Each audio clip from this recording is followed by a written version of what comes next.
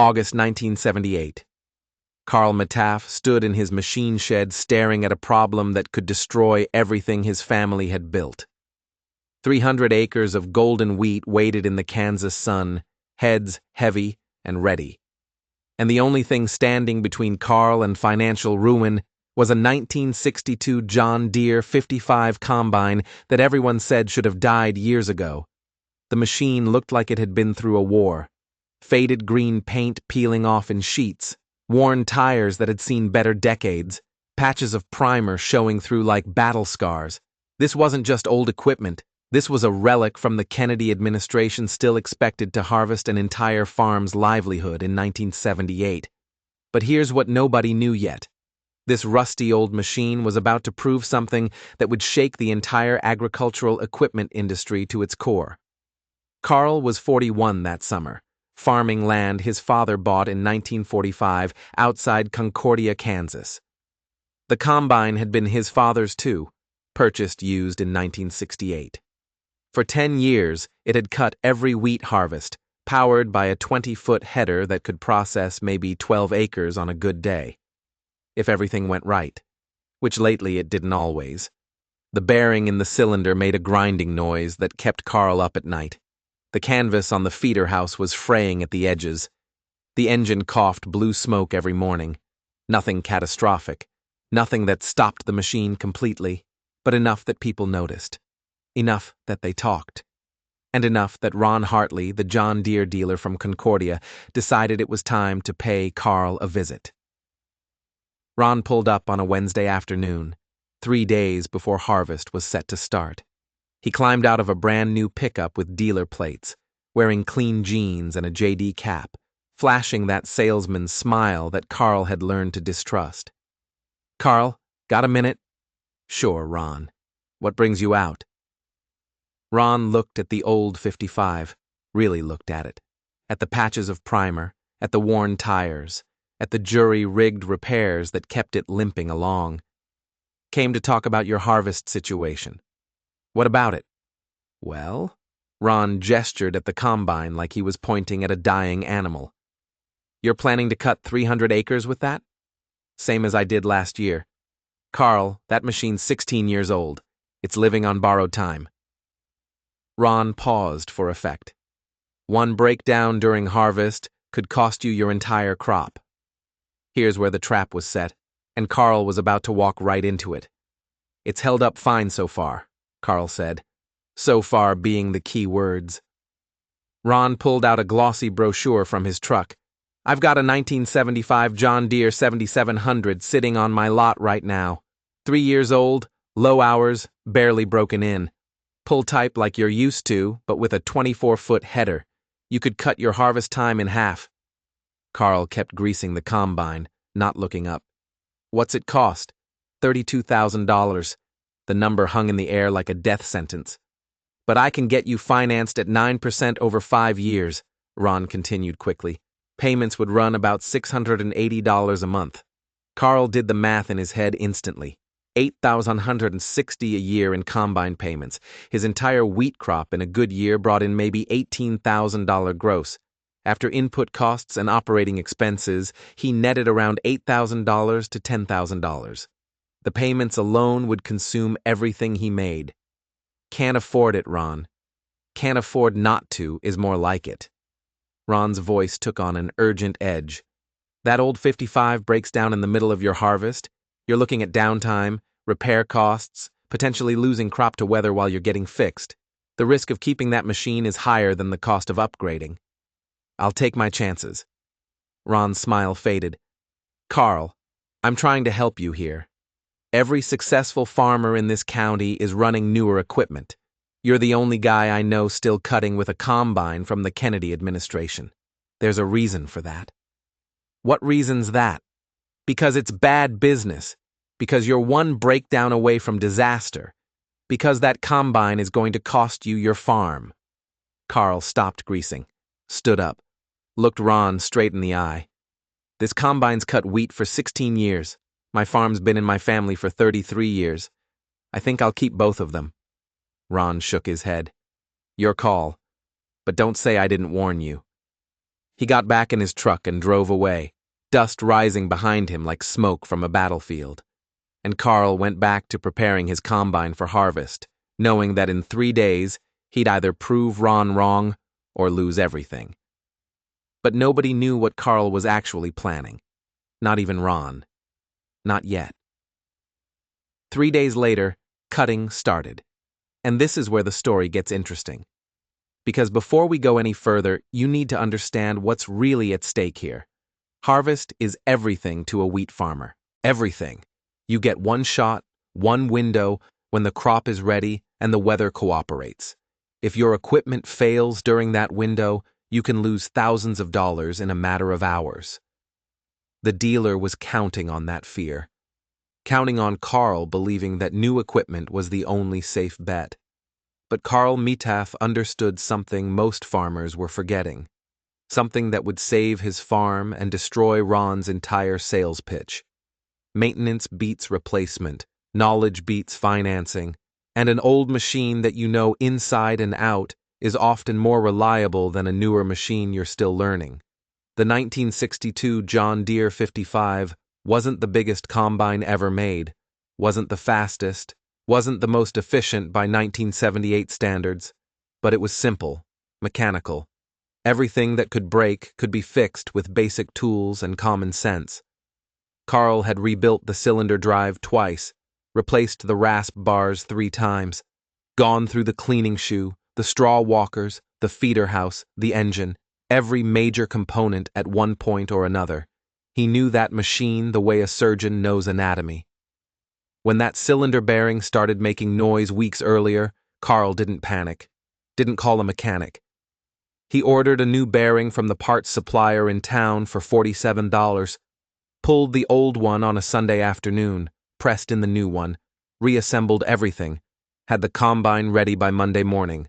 Cost, $47 and 4 hours of work. The fraying canvas on the feeder house? Carl cut material from an old hay elevator belt and bolted it in place with hardware he already had in his shop. Cost, $0 and 90 minutes of work. The smoking engine? New rings and a valve job. Work Carl did himself over 3 evenings in his machine shed, learning as he went from a service manual he'd mail-ordered from Deere. Cost, $260 in parts and about 20 hours of labor.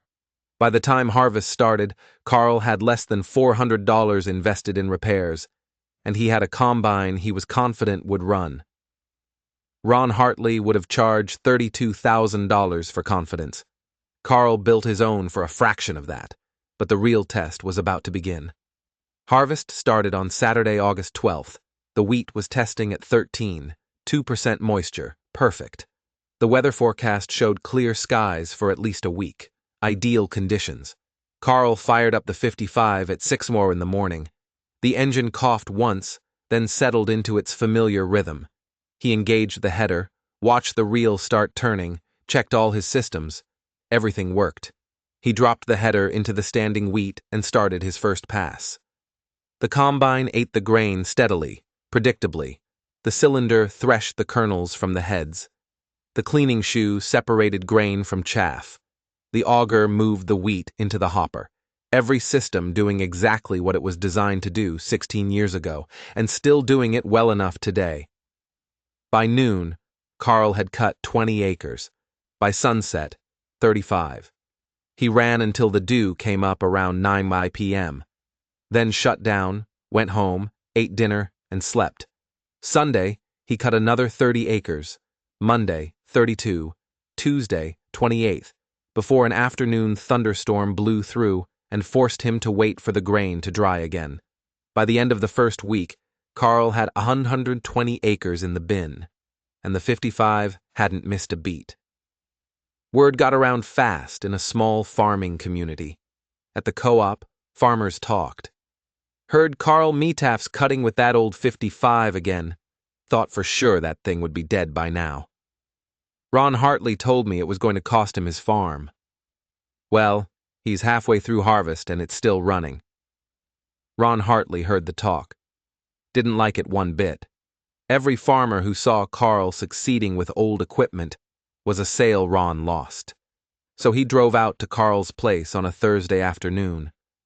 Carl was in the field when Ron pulled up, watching the combine work its way down a row, dust rising behind it in the late afternoon sun. Ron got out of his truck, walked over. "Looks like you're making progress." "Getting there. I'll admit I'm surprised. Thought for sure you'd have broken down by now." Carl didn't take his eyes off the combine. Why? Because it's old. Because it's past its service life. Because equipment this age is unreliable. It's only unreliable if you don't maintain it. "Carl, you're gambling. You got lucky this year. But what about next year? Year after? That machine's living on borrowed time." Carl finally turned to look at him, and what he said next would become legendary in Concordia.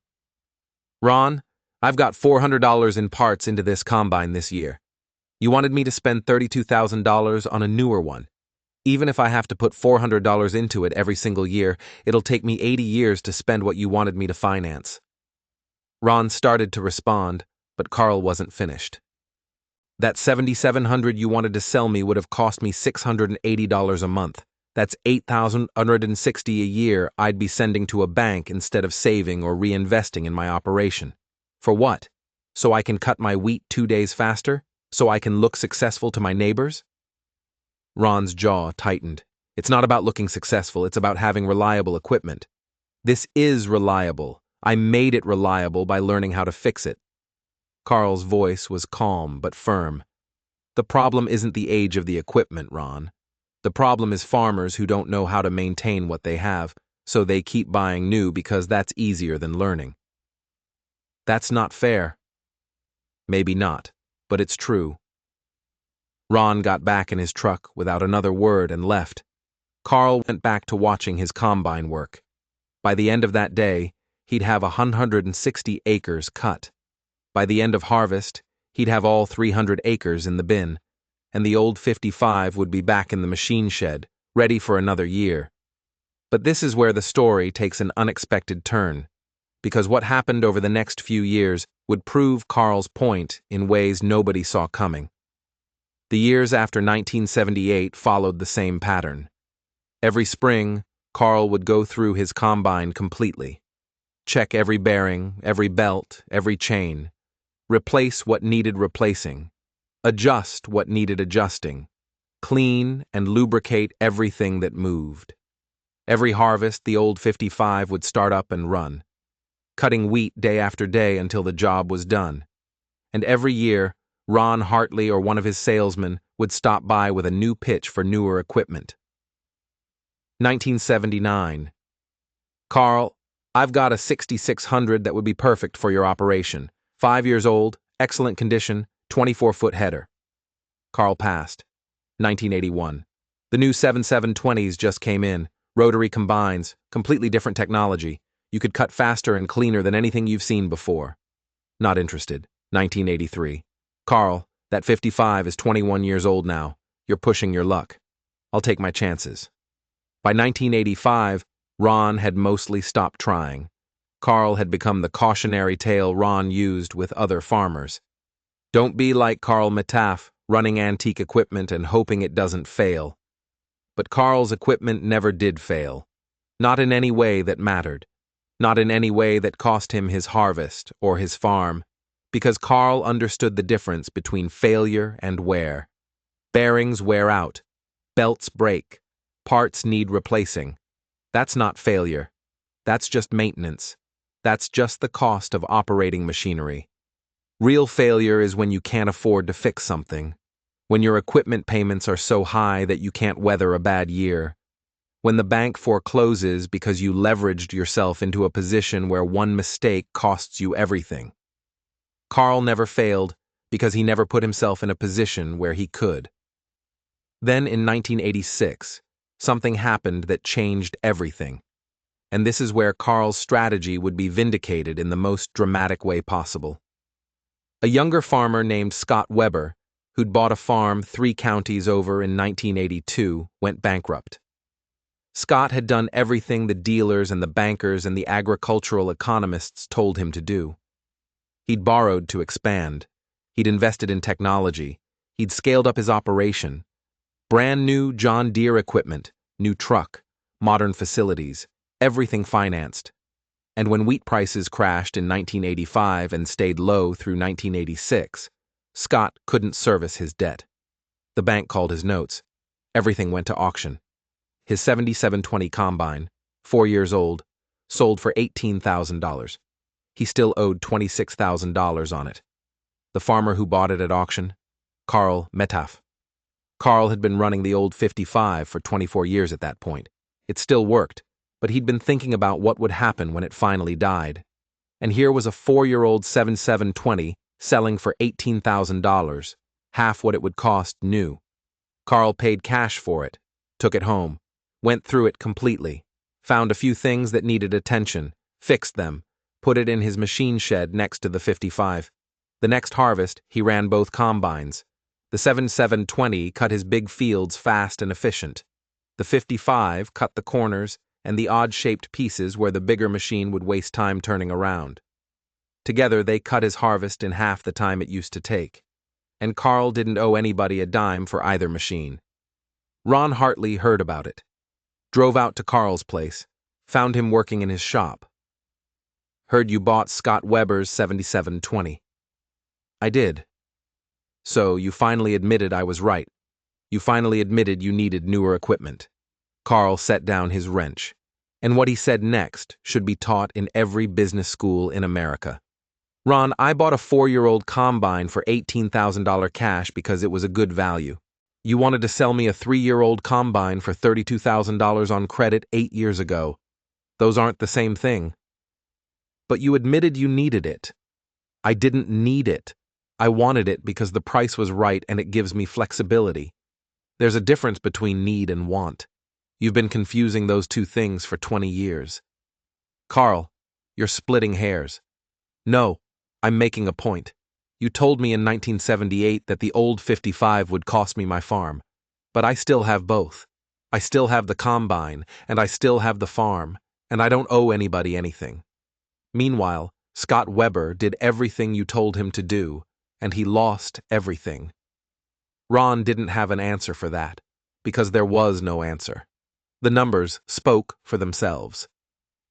Here's what you need to understand, and this is critical. The agricultural equipment industry is built on a model of continuous replacement.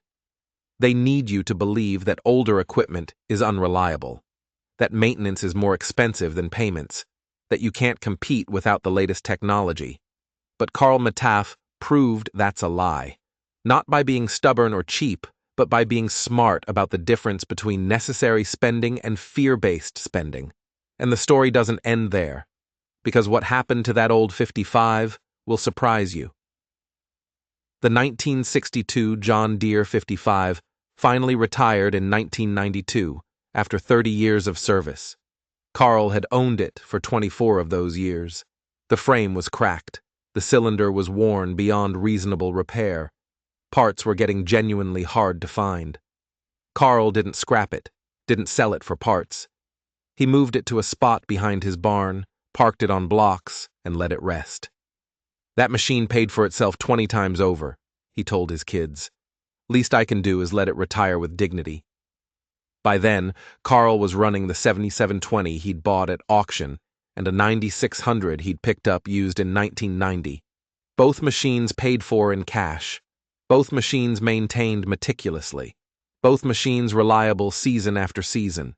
He'd cut wheat for 36 years without ever making an equipment payment, without ever owing a bank money for a combine, without ever putting his farm at risk to have newer machinery. In 1998, Karl retired from active farming at age 61. He leased his ground to a younger neighbor and spent his retirement doing custom mechanical work for farmers who needed help with older equipment. Ron Hartley had retired 2 years earlier, sold his dealership to a larger operation out of Salina. At his retirement party, someone asked him what his biggest regret was. Karl Metaf, Ron said, and people thought he was joking. He wasn't. I spent 20 years trying to convince that man he needed newer equipment, 20 years telling him his old combine would fail, and it never did. He proved everything I said was wrong and I couldn't admit it. Someone asked, "So was Carl right?" Ron thought about it, about all those years, all those sales pitches, all those farmers who'd taken his advice and bought equipment they couldn't afford. About maintaining old equipment? Yes. About not financing unless you have to? Yes. About most farmers buying more machine than they need because they're afraid of looking unsuccessful? Absolutely yes. So, why did you keep trying to sell him? Ron's answer was brutally honest. Because that's what dealers do. We sell, and we convince ourselves that we're helping, that farmers need what we're selling, that debt is just a tool. But the truth is, guys like Carl don't need us. They never did. Carl Metaf is 87 years old now, still lives on the same farm his father bought in 1945, still walks out to the barn every morning and looks at the old equipment that served him so well for so many years. The 1962 John Deere 55 is still sitting behind the barn, weathered and faded, but still recognizable. His grandchildren climb on it sometimes, and Carl tells them the story, about the dealer who said it would cost him his farm, about the 20 years he ran it after that warning, about the hundreds of thousands of dollars he saved by maintaining instead of replacing. "Did it ever break down?" his grandson asked once. "Sure.